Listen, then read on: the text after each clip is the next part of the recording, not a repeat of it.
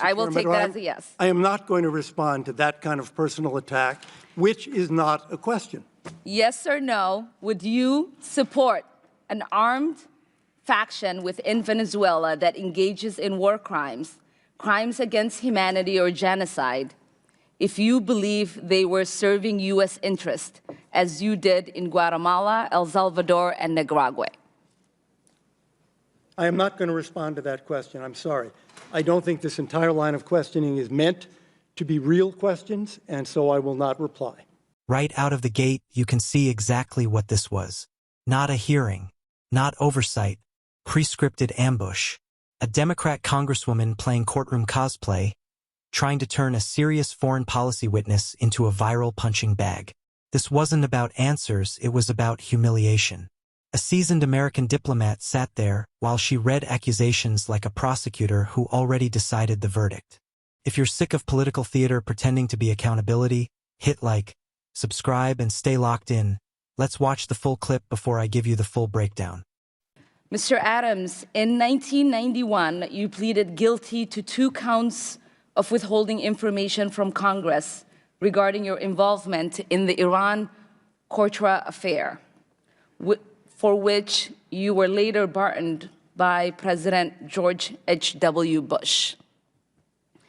I fail to understand why members of this committee or the American people should find any testimony that you give today to be truthful.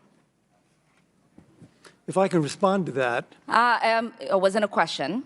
That was not a question. I reserve the right to my time. It is not right. That was not a question. Committee can attack on February 8th, who is not permitted to reply. That was not a question. Thank you for your participation. On February 8th, 1982, you testified before the Senate Foreign Relations Committee about U.S. policy in El Salvador. In that hearing, you dismissed as communist propaganda report about the massacre of El Mozote, in which more than 800 civilians, including children as young as 2 years old, were brutally murdered by U.S.-trained troops. During that massacre, some of those troops bragged about raping a 12-year-old girl before they killed them. Girls before they killed them. You later said that the U.S. policy in El Salvador was a fabulous achievement. Yes or no, do you still think so? From the day that President Duarte was elected in a free election to this day, El Salvador has been a democracy. That's a fabulous achievement. Yes or no, do you think that massacre was a fabulous achievement that happened under our watch? That is a ridiculous question, and I yes or no? No. I will take that as a yes. I am not going to respond to that kind of personal attack, which is not a question. Yes or no, would you support an armed faction within Venezuela that engages in war crimes, crimes against humanity or genocide, if you believe they were serving U.S. interest, as you did in Guatemala, El Salvador, and Nicaragua? I am not going to respond to that question. I'm sorry. I don't think this entire line of questioning is meant to be real questions, and so I will not reply. Whether under your watch, a genocide will take place, and you will look the other way because American interests were being upheld, is a fair question. Because the American people want to know that anytime we engage a country, that we think about what our actions could be and how we believe our values are being furthered.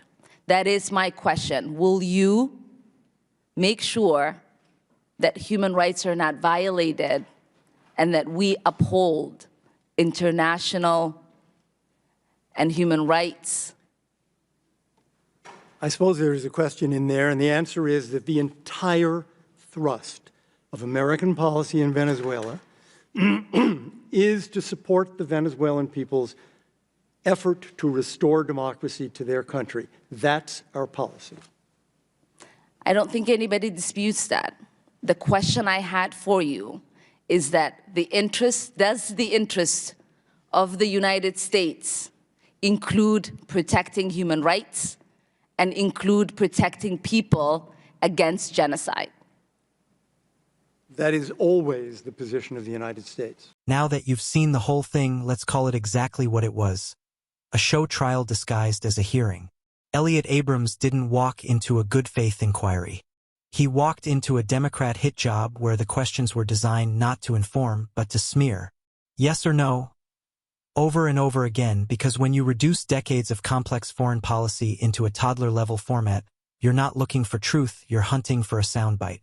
Abrams handled it exactly the way a serious statesman should.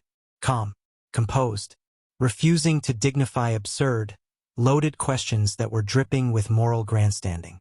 And he was right to do it. Asking whether a massacre was a fabulous achievement isn't a question. It's an accusation with a camera attached. The actual point he made, which Democrats intentionally pretended not to understand, was about the survival of democracy in El Salvador. But nuance is inconvenient when outrage is the product being sold. And let's talk about the hypocrisy on full display. A congresswoman lecturing about human rights while engaging in character assassination, cutting off answers, and openly admitting she doesn't want responses, just her time to speak. That's not accountability. That's ego. That's activism masquerading as governance. She wasn't interested in Venezuela, policy, or outcomes. She was interested in performance. Clap lines, headlines, clips for social media. What makes this worse is the sheer disrespect for the office she holds. The United States Congress is not a stage for moral theater. It's a place where serious people are supposed to do serious work. Abrams showed up prepared to discuss American policy and democratic restoration. He was met with accusations, insinuations, and bad faith traps. And every time he refused to play along, it only exposed the weakness of the attack. This is why Republicans keep winning these exchanges. One side argues reality, history, and national interest.